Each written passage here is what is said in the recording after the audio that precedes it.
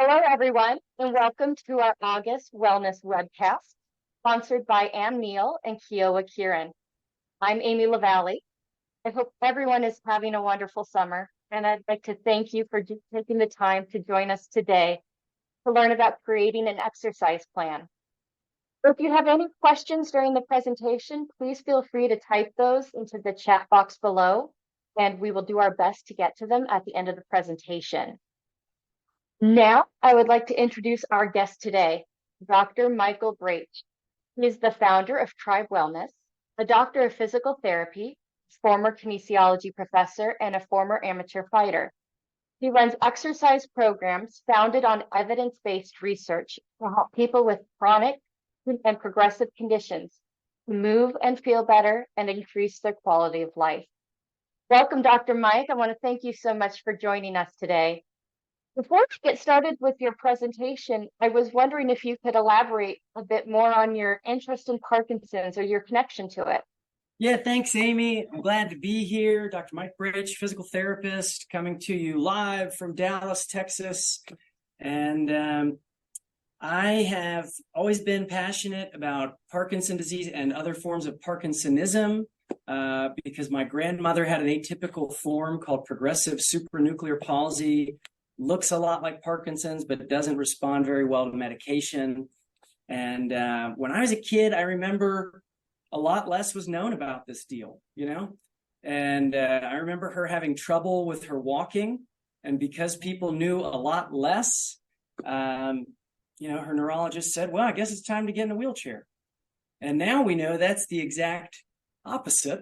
Fortunately, things have come a long way. And so as I got into training to be a physical therapist, I had this personal passion and then some rich history with martial arts. And I started looking around at some of my heroes, like a boxing coach named Freddie Roach, who people know as the manager of Manny Pacquiao.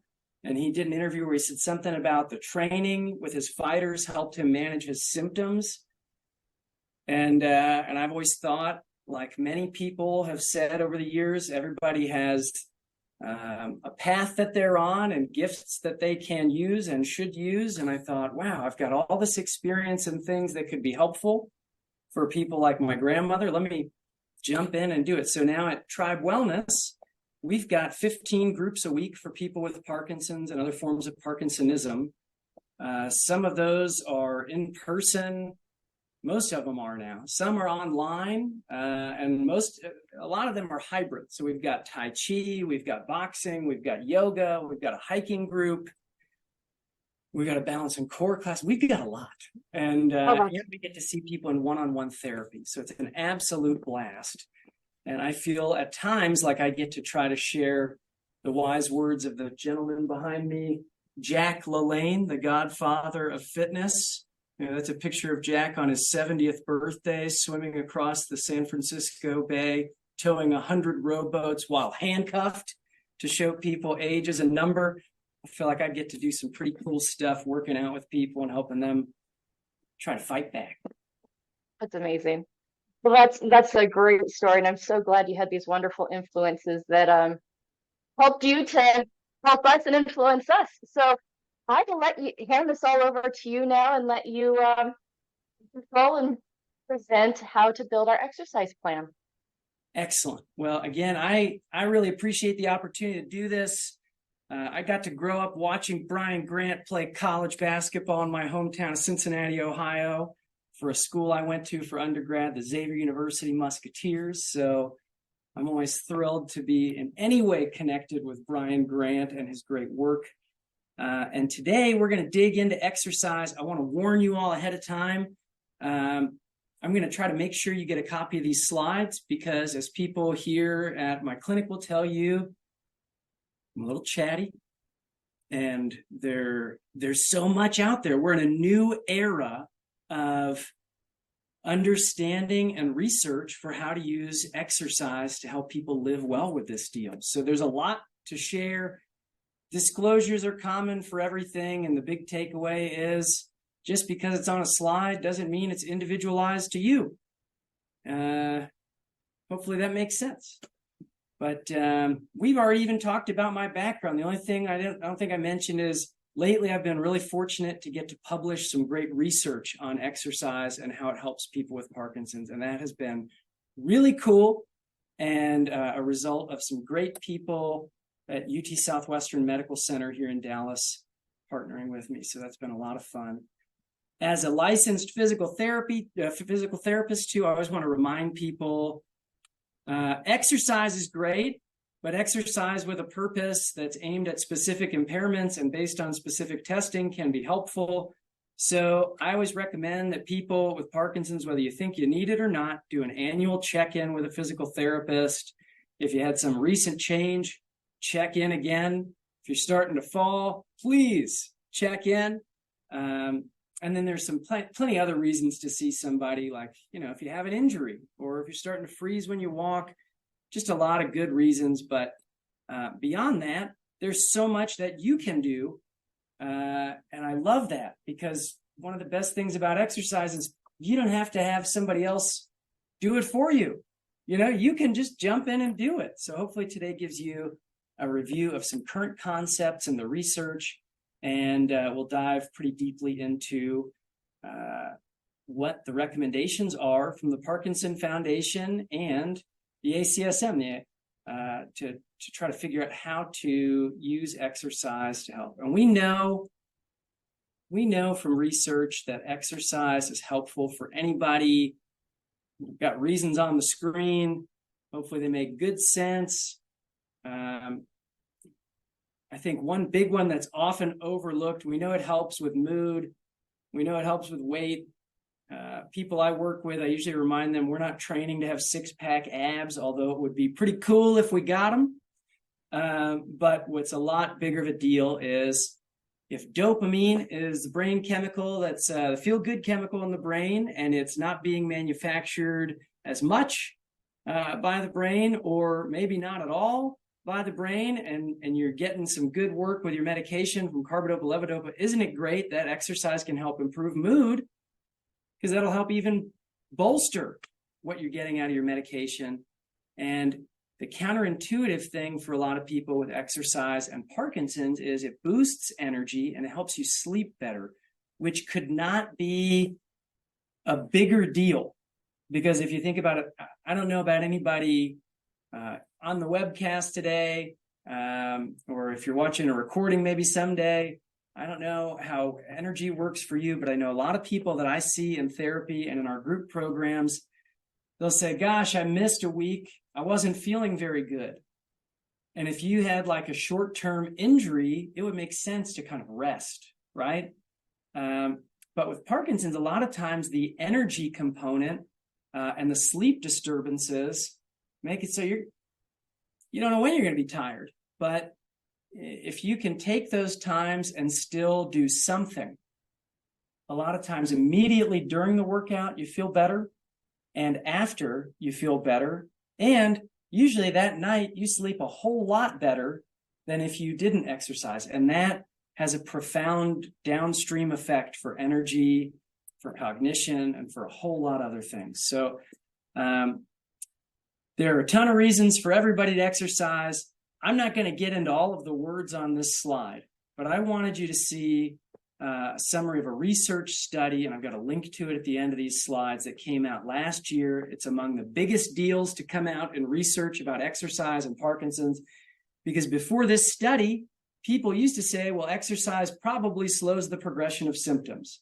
And that was based on mechanistic research looking into the brains of rats and looking at hormone levels in rat brains, because it's hard to cut somebody's head open and check their brain chemistry while they're alive. But this is instead a research that used real people with Parkinson's disease from diagnosis to 6 or 8 years out. And 237 people in one research study is nothing short of a miracle.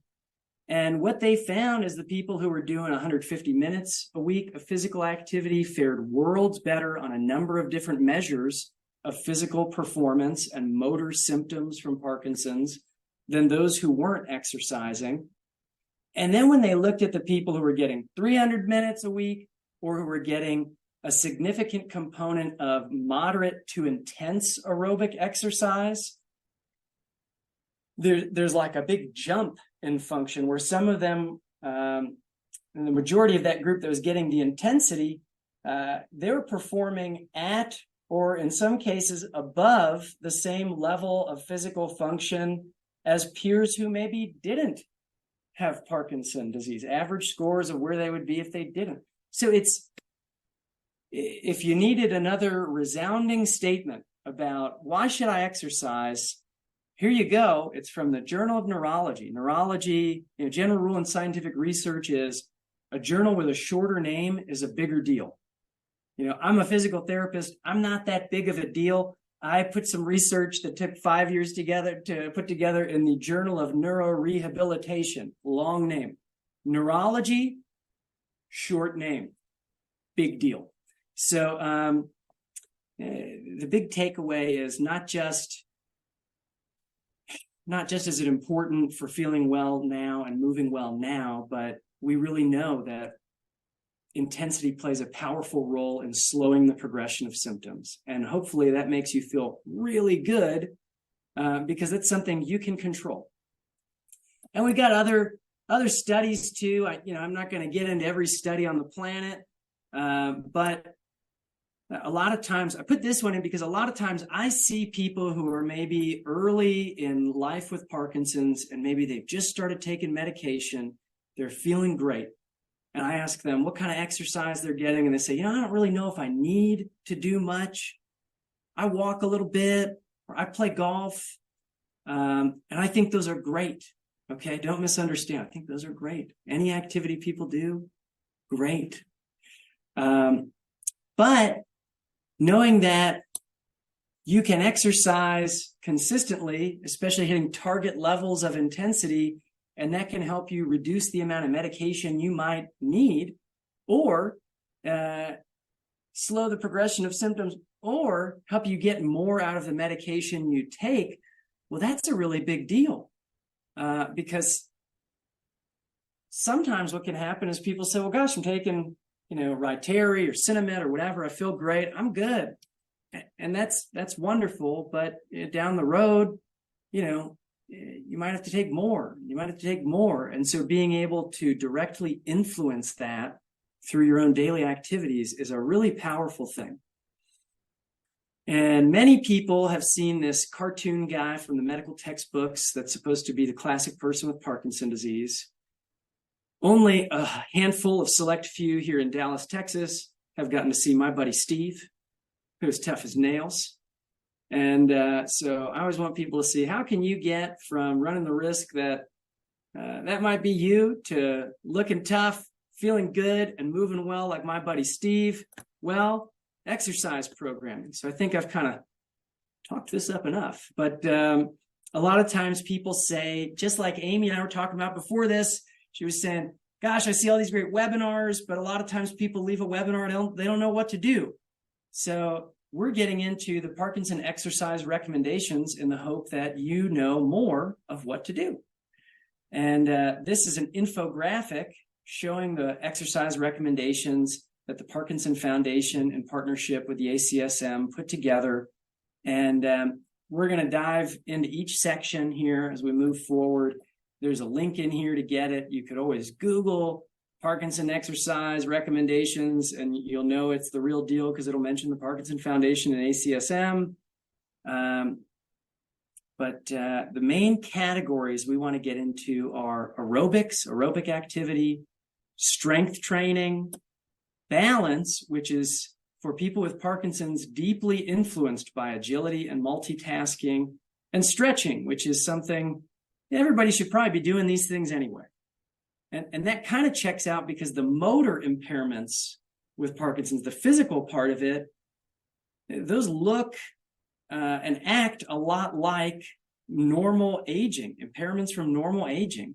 But as many people on this group probably know, they're more pronounced because of Parkinson's disease, and they tend to progress more rapidly than normal aging. And you could say, well, what's normal anyway, Mike? And we would have a philosophical discussion for the ages, but But what we do have here are some great concrete guidelines that hopefully give you some structure.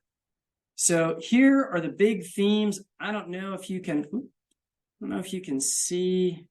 I see this little banner thing along the top that kind of blocks some of the slide, but the big deal among all deals is 300 minutes a week of physical activity is key. And 90 to 150 minutes of that is hopefully moderate to intense aerobic exercise. And you might say, oh, wait, that's almost half of the 300 minutes. And you're right, but hopefully it helps you to see that aerobics play a bigger role than people may have realized until recent years. And the mechanism for that is pretty cool. But the general idea is you get your heart rate up, your circulation improves throughout the body. So it's easier, muscles warm up, it gets easier to move in general, but also you're boosting blood flow to the brain and oxygenation of the brain. And that's what makes the brain more excitable. That's what makes movement easier. That's what makes the brain function at a higher level than if you were just resting and waiting for some of the stiffness or aches or pains from Parkinson's to go away. So again, you don't have to do an all-out sprinting workout because you're having a rough day or an off day. But even on your worst days, if you can try to do something with some aerobic exercise that's safe, I'm not a betting person, but I feel pretty strongly that you're going to feel a whole lot better during and after that session. So that's why it's such a big deal.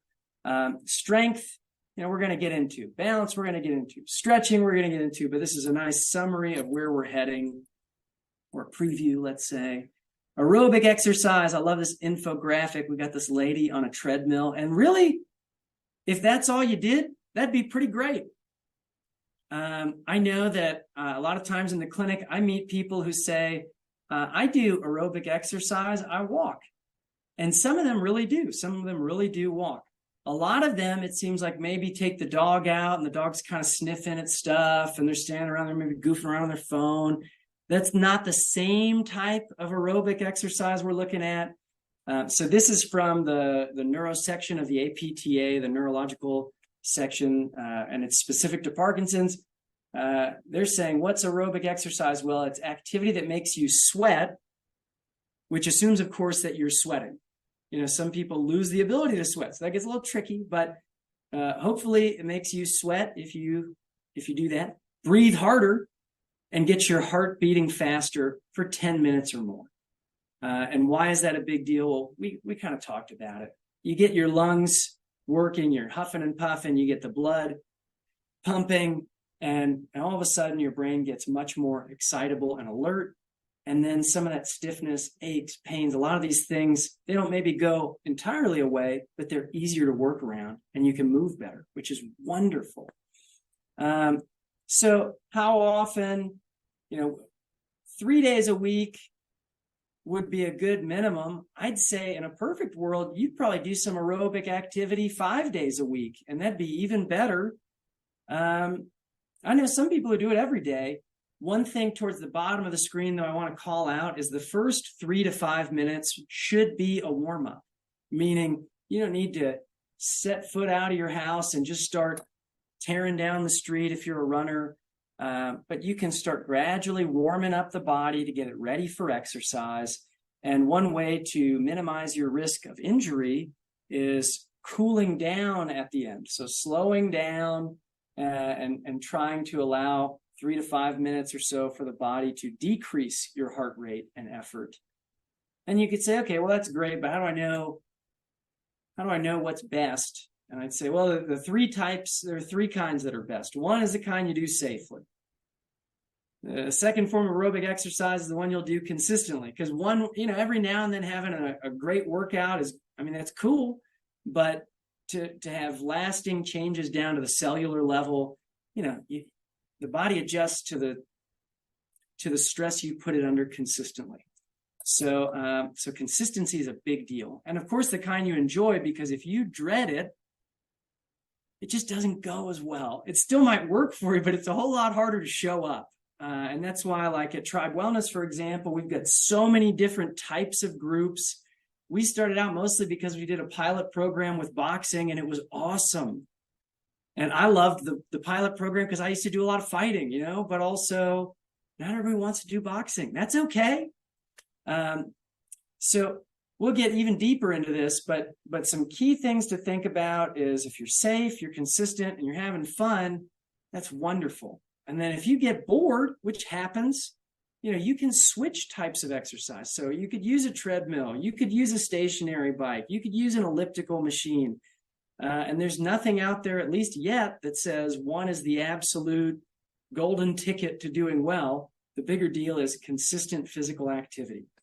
I think the type you choose should be chosen under the standpoint or with the standpoint of what kind of symptoms you have, because I know not everybody is the same, and we could say that on a deep personal or spiritual or metaphysical level. No two people are alike, but that's even more true with Parkinson's symptoms.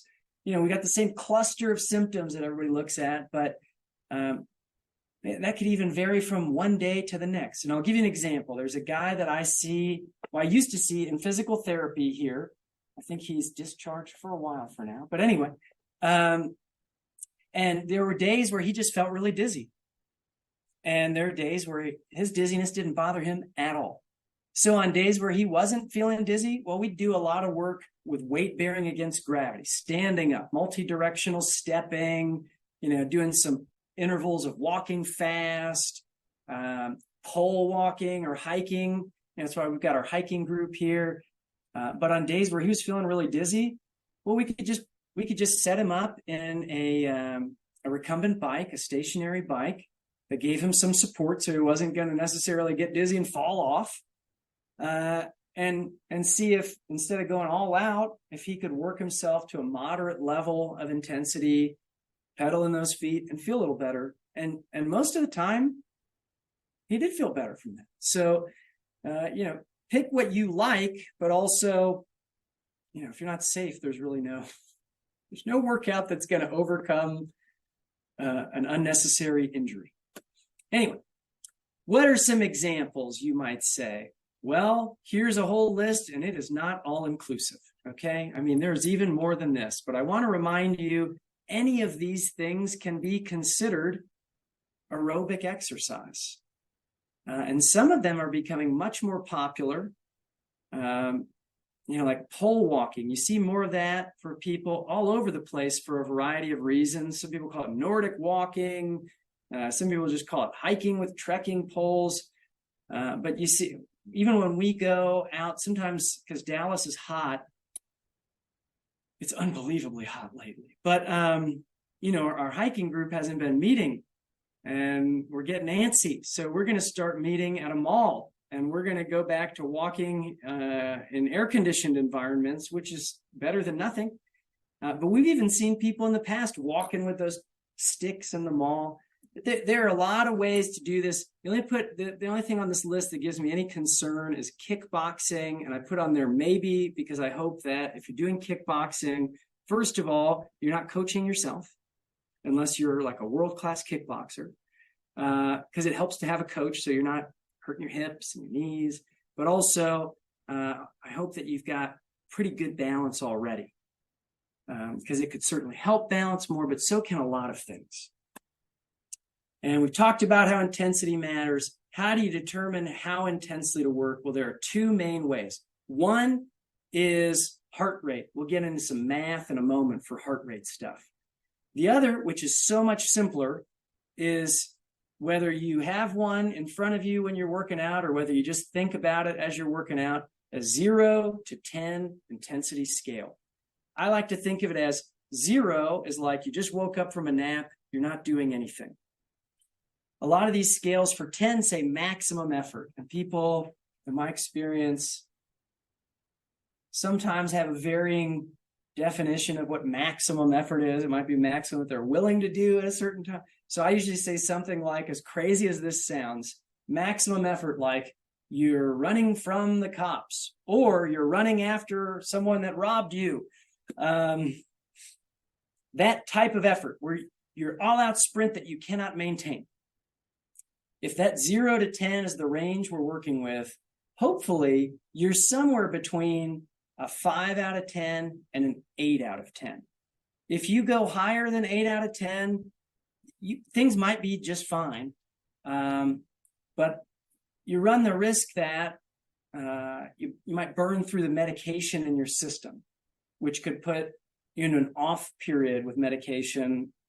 And for a lot of people, that might not be a problem at all.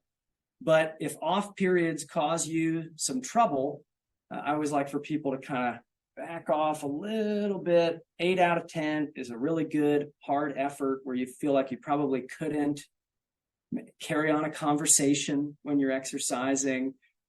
You're talking more like one syllable words. So that's what an RPE scale is, a rating of perceived effort. So you'll see that a lot of times in research or in talks like this. People talk about an RPE scale, or they'll say a Borg RPE because the guy who came up with it, his last name was Borg. Another way you could do it, though, is with heart rate. So this is another modified Borg RPE. But for heart rate, people say, usually research says 60 to 85% of your maximum heart rate. These guidelines say 70 to 85%, and I doubt that 10% difference makes a tremendous deal, but I wanted to stick with the guidelines. So the trick here, though, is heart rate is really helpful information as long as you don't have cardiovascular disease, you're not taking medication that caps your heart rate like beta blockers, which some people take for a variety of reasons. If those things don't apply, well, then you could say, okay, well, how do I calculate my target heart rate? And I've got a formula here. And the good news is I didn't even come up with this. This is the Carvonen formula. It's very common in exercise science, but you could say, okay, well, your max heart rate should be 220 minus your age. And then the Carvonen formula for target heart rate is you take your max heart rate and you subtract from that your resting heart rate. You multiply that number by the target intensity. So if we're saying 70% intensity, which we are in the example over here, hopefully you can see that example. We're talking about a 65-year-old with a resting heart rate of 59 beats per minute, for example. And I'm sorry, you might have logged in thinking, we're definitely talking about exercise. We're not doing math, but here we are doing math. Anyway, 220 minus 65 gives us 155. So that's the max heart rate we're working with here. 70% target heart rate, well, we'll take that using Carvonen's method, 155 minus the resting heart rate of 59 times 0.7 plus the resting heart rate of 59. We get the low end of intensity for exercise, 126.2 beats per minute. The upper bound, we're looking at same formula, different number because we're looking at 85% of max heart rate, 140.6. So that's the range you would target. Does that mean you have to be in that range the whole time? No. Hopefully you're in that heart rate range, though, for most of your aerobic exercise. So you could still warm up. You could still cool down. And let's not kid ourselves. You might need to slow down for part of it, and that's okay. I say that because sometimes, there are all these factors you can manipulate to progress intensity or back off intensity. I've got a bunch of them on this slide, but you might see a research study that says like pedaling for Parkinson's. Well, what revolutions per minute number did they target? And you'll see sometimes people say, well, this must be the absolute number of revolutions per minute that we should target. And reality is that might be a goal based on that study. But day to day, you might be feeling differently. So that's why I think that rating of perceived exertion scale is just so much easier to work with because you can say 0 to 10. How hard do I feel like I'm working right now? How hard does it feel like I'm going when I'm walking? How hard does it feel like I'm going when I'm on this treadmill or whatever the case may be? Another thing I always want to remind people of with any form of exercise is to expect some mild soreness, especially if it's something you haven't done in a while or you're increasing intensity. Doesn't mean you necessarily hurt. Delayed onset muscle soreness is real. And that usually goes away within a couple of days. And the crazy thing is it goes away faster if you use the same type of workout that caused it. It's like I went to PT school, and one of my classmates used to be a bartender, and he said, yeah, we call it the hair of the dog. It was just kind of wild. But yeah, same workout that caused the soreness can help you reduce the soreness. And I love community-based groups because a lot of times you can do more before you hit that rating of perceived exertion threshold when you're with other people, and it makes it more fun. As we get into strength here, you think about pumping yourself up. There are a lot of ways to do strength training. You got weight machines. Good side in those is they usually train proper form because they restrict the degrees of movement. You know, if you're doing a seated bench press with free weights, you know, you could probably, if you've never done it or you don't have a spotter, you could probably hurt yourself. But if you're on a seated chest press machine, there's really just so much movement it's going to allow. So it's easier to stay safe. Resistance bands, I think, are great. I'm a physical therapist. We use them all the time. They're really portable. They're really flexible. There's a lot you can do, but they take some knowledge in terms of like where the direction of pull should be and that kind of thing. So I put them as intermediate. I think free weights can be intermediate or advanced depending on what you're doing with them. Same with body weight exercises. I've known guys who are power lifters who most of their routine is body weight exercises, and that's crazy to think about. I've known people who are stronger than a lot of competitive weightlifters that I've met over the years who just do body weight exercises. That's great because you don't need a lot of equipment, but hopefully you've got a really well-designed program. Kettlebells, I think, are really cool if you have a good coach. That's why I put them for advanced. And Olympic weightlifting can be wonderful provided you have a good coach who can help you with your form because it's easy to get hurt doing it.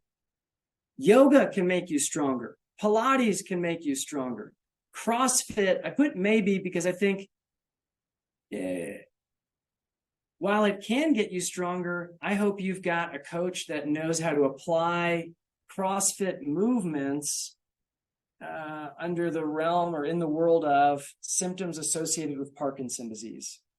And you might say, well, I don't really have any symptoms when I'm on my medication. That's fine. If that's the case, you know, go do what feels good. But if you're having restrictions in joint movement or episodes of dizziness, hopefully you've got a coach who knows how to help you with these things and has some training. Power moves too, those are helpful for strength and mobility, and that's a common rehab program. Stands for Parkinson Wellness Recovery. It's a common certification a lot of physical therapists and exercise specialists get. So what are the keys for strength training? Well, just 2 to 3 days a week can make a big difference. And because of the soreness, you know, because that's usually worse with strength training, it's helpful to do it on non-consecutive days. Try to pick a level of resistance where it's hard for you to get to 10 repetitions in a set. And if you can, and that you probably couldn't do 15 repetitions. So 10 to 15 reps is key. And if it feels like it's too easy at 15, you feel like, oh, I could keep going. Well, then add some more resistance. You know, it's telling you it's not heavy enough. If it's too hard for you to get to 10, take some resistance off. And if you don't know what you're doing, that's okay. You can focus on big or major muscle groups. And how can you do that? You can do it keeping it as functional as possible. So there are a few key movements that are helpful for function in life. Pushing, pulling, squatting, hinging from the hips. That'll help mitigate the risk of back pain, picking stuff up and putting it down, and carrying stuff. And this sounds really obvious, but I think these are also key and critical components of a strength training program. And these are things that probably just about any personal trainer could help you, choose some exercises. But even if you didn't have access to one, you could say, okay, well, squatting, I can do that. I can sit down and stand up. I can maybe hold something for some resistance. I've got a guy that has come here in the past, and he uses his cast iron skillet from the kitchen, because that's like 12 or 15 pounds, and he just hugs it to his chest and sits down and stands up, and he goes slowly with it. And that's what he's using to work on leg and hip strength. It's beautiful. I put on here because I'm a PT, don't skip leg day, because you could work leg strengthening into every day. And that'd be helpful because you walk on your legs every day. Moving on, you might wonder, well, what are some muscle groups I should focus on? And the general rule for strength is it's really helpful to emphasize strengthening. You could say all over the body, and you'd be right. But for a lot of the postural problems that can come with Parkinson's disease or just living life, strengthening muscle groups on the back of the body is very helpful. So here's a picture of one of my heroes, Jack LaLanne, in his 50s on top. And on the bottom, there he is at 98 years old, still pumping iron. Before he passed away at 98, but this was, at 98, he was still lifting in the morning. It's crazy.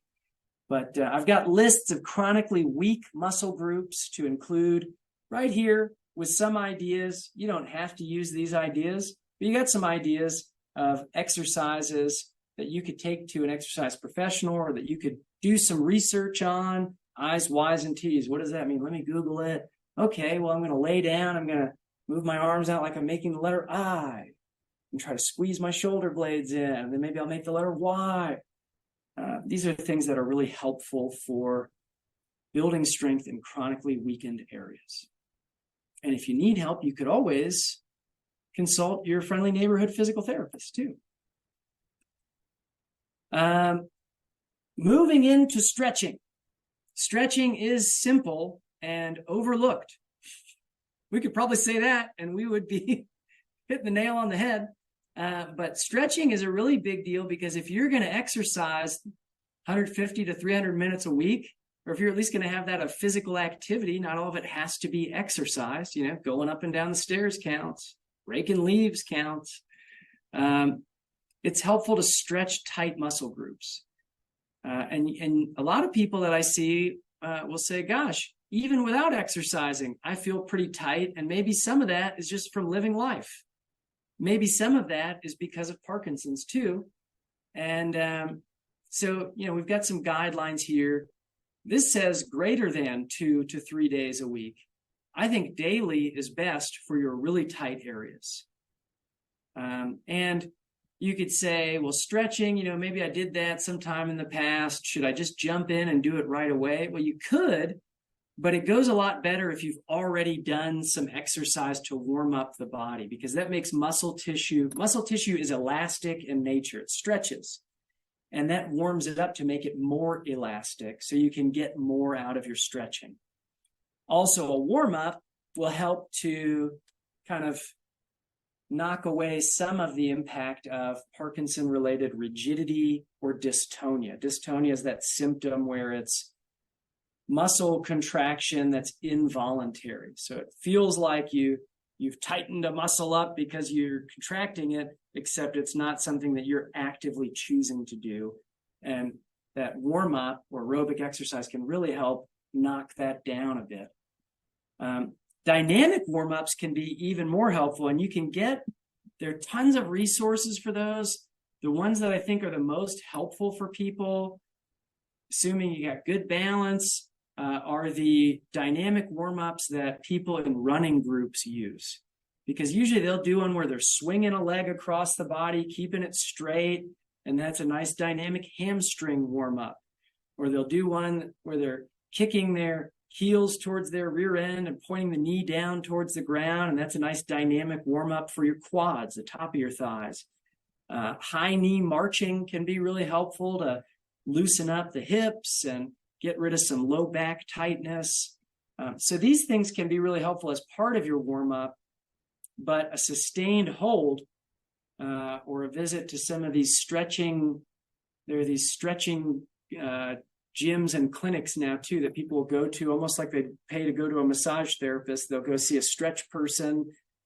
Those are not bad, but they work a lot better if you're already warmed up. A static hold where you're just leaning into a stretch is helpful. It really makes a difference if you're going to a moderate level of intensity instead of an extreme level of intensity. You don't want to feel like you're ripping the muscles off of their attachment. Hopefully you're already warmed up, and hopefully you're breathing, because we know there is an intensive mindfulness component to managing Parkinson's symptoms.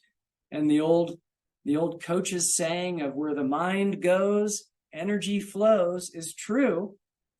And probably some of you watching this could say, gosh, when I feel really tight and achy, if I just focus my mind on an area and I try to soften and relax it, I'll be darned if it doesn't soften and relax a little bit.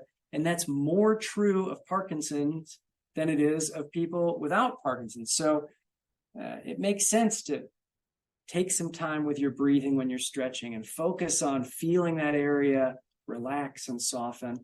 And time under tension really makes a difference. So in my experience, most people that stretch just don't hold it long enough. And if you've got a muscle group that's really tight and it's causing you some trouble, a minimum of 90 seconds of time under tension is what a lot of research in physical therapy says is necessary to change the length and tension relationship of tight muscles.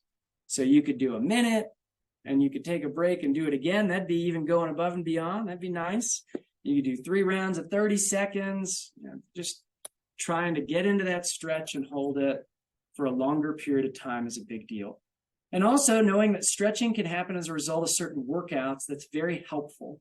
Tai Chi is something I know and love. We get a lot more flexible from Tai Chi practice. Same with yoga, same with Pilates. There's a common set of exercises used in physical therapy by the LSVT Global Corporation. It's called the LSVT Big Program. That's very helpful for a number of motor impairments associated with Parkinson's. Same with Dr. Becky Farley's Power Moves, Parkinson Wellness Recovery Moves. Helpful for mobility, helpful for flexibility. And also, stretching can be that process we talked about with dynamic stretching, like the runner's warm-up, or static holds, or in martial arts, we often use partner stretching, which you really got to trust your partner. That gets kind of crazy, but maybe you got that level of trust. Or just mobility drills like use of a foam roller. And the general idea is if somewhere's tight, as long as you're not rolling on a bony surface, you're rolling on muscle tissue, you can help get a deep tissue massage that way. Here are some chronically tight muscle groups. Think around the neck and shoulders. It's just so tight. Your pecs, front of your chest. Hamstrings in the legs, almost always tight in people. Hip flexors, the front of the hip, almost always tight in people. Piriformis, that's a muscle right around where the wallet pocket area would be on a tight-fitting pair of jeans.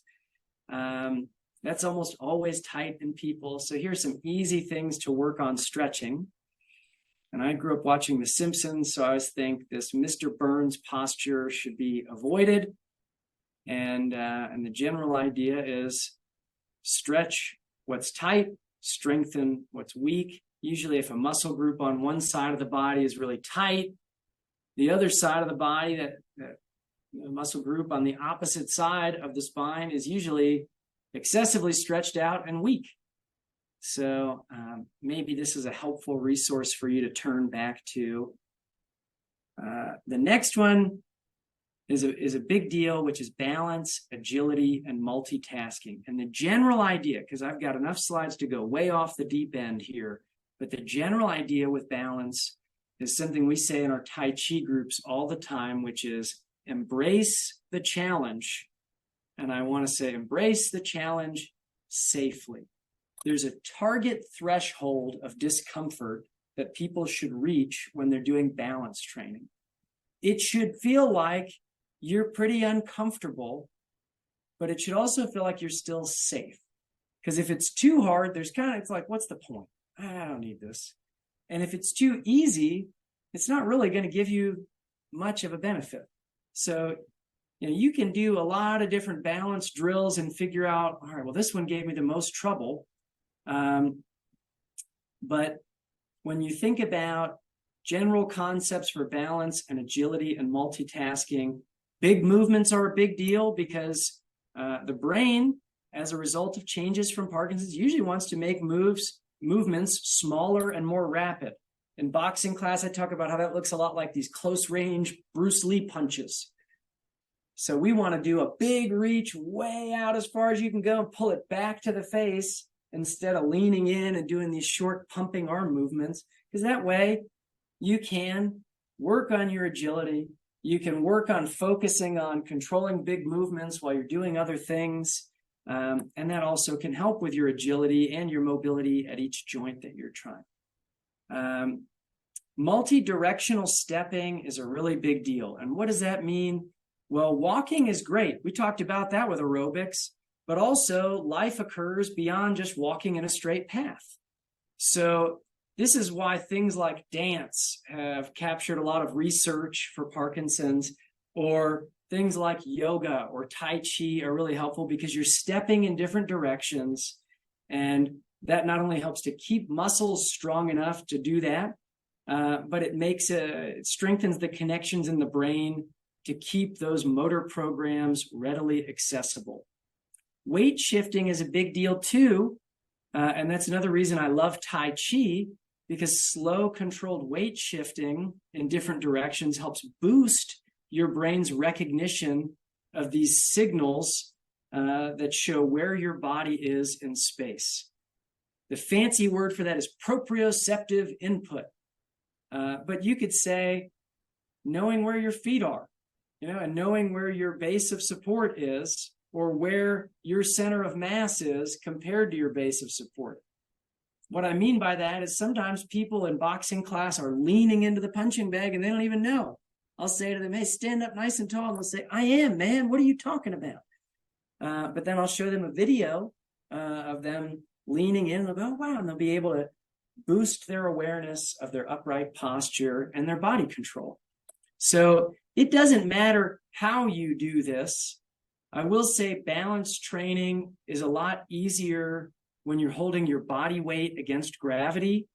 You could get some benefit from balance training doing stuff in a pool, for example. And water aerobics is great, but it's not usually called water balance training because the physics of being in the pool are totally different than holding your body up against gravity. So if you've got good control of your balance, you could,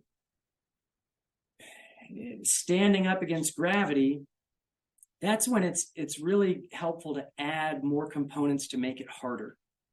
Coordination challenges, moving to a rhythm, or adding cognitive challenges. Because multitasking is an area that tends to be affected by Parkinson's. What I mean by that is sometimes I'll see people who've been living with Parkinson's disease for a long time, and they're doing pretty well because they're active, which is great. But it makes sense for them to work on multitasking skills because they might have great balance standing on one foot, walking heel to toe, doing all the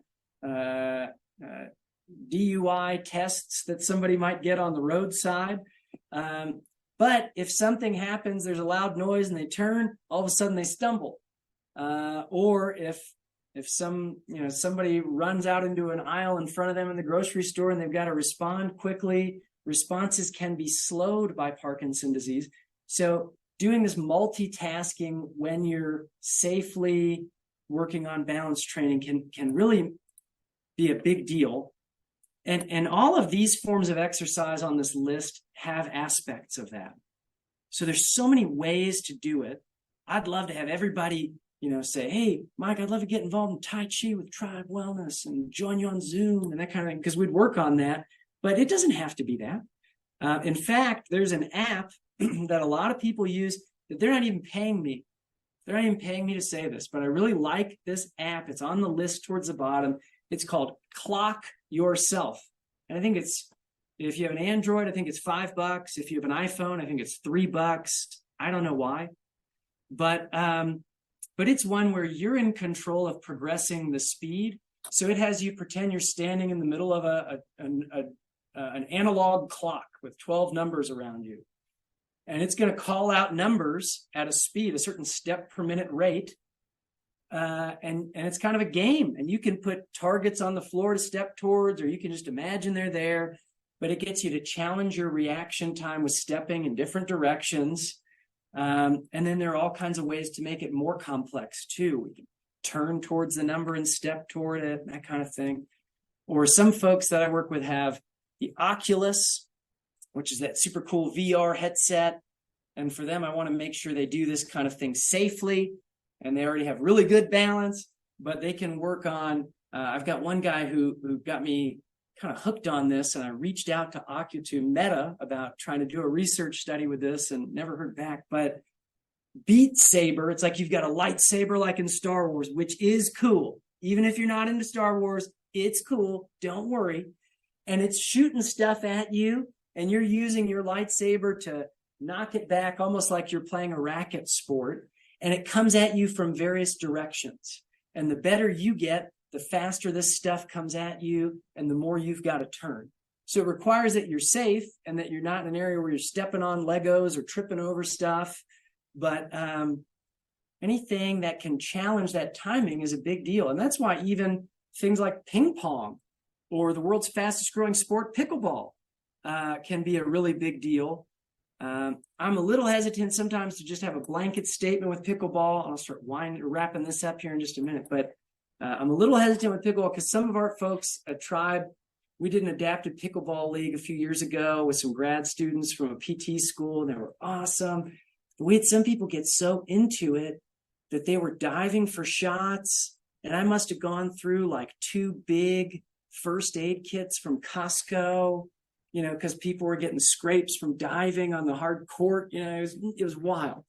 But maybe that's another way. If you got great, the idea is get out there and step in multiple directions safely, but in a way that challenges you.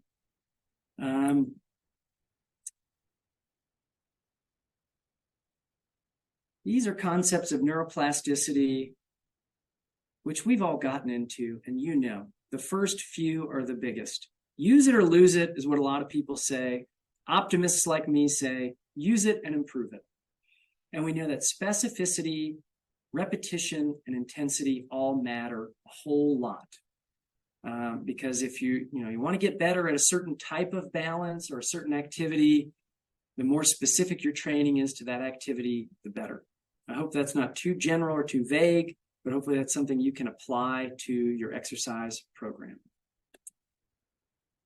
We got all kinds of considerations for safety, and I'll just say this. If you're worried about falling, just make sure you've got some safety precautions in place, like things you could hang on to and somebody with you.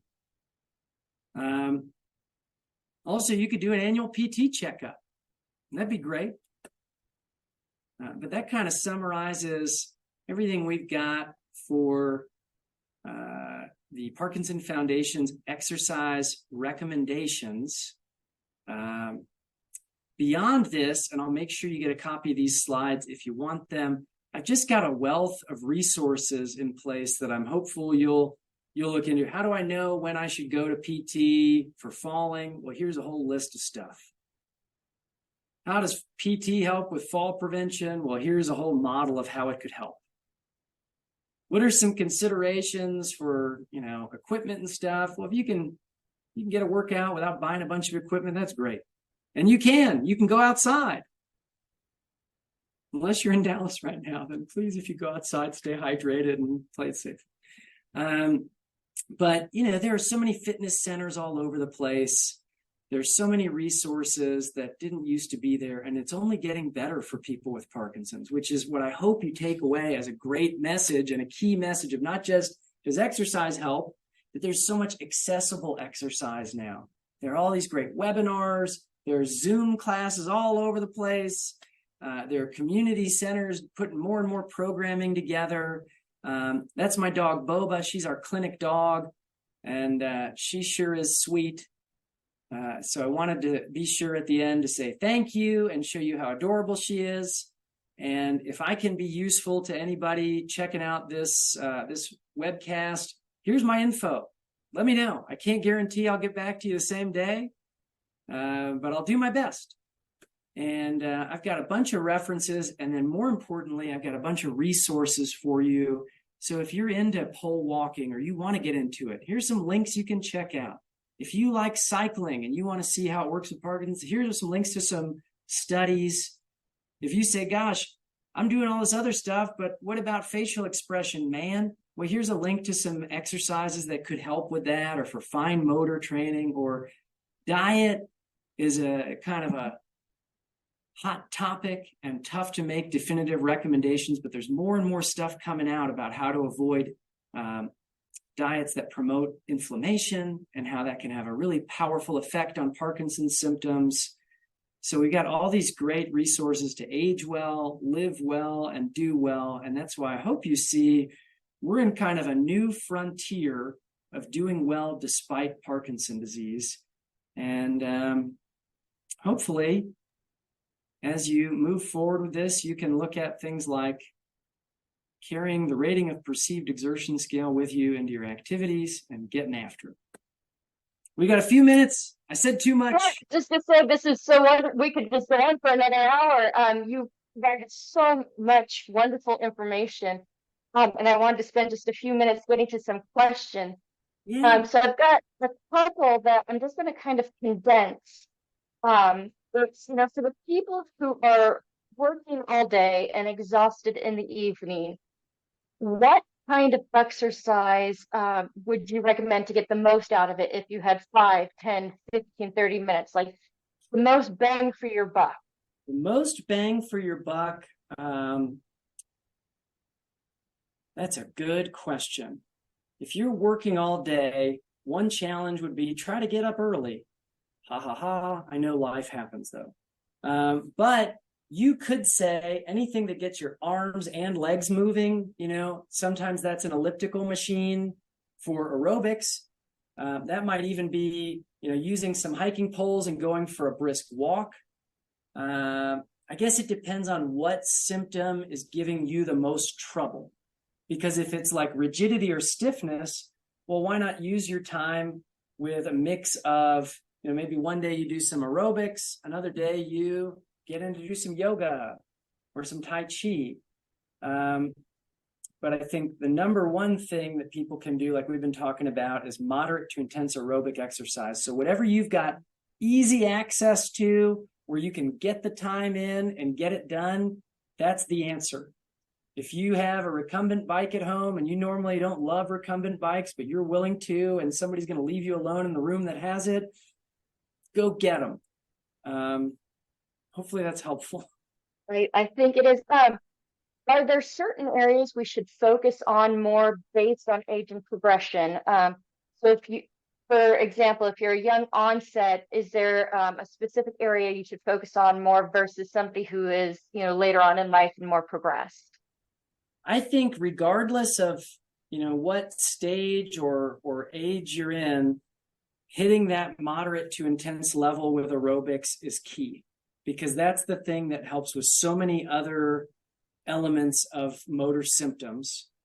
At the same time, specificity is a big deal. So if you're having trouble with your walking, I'd say, and you've got access to help, people that can help you, work on your walking.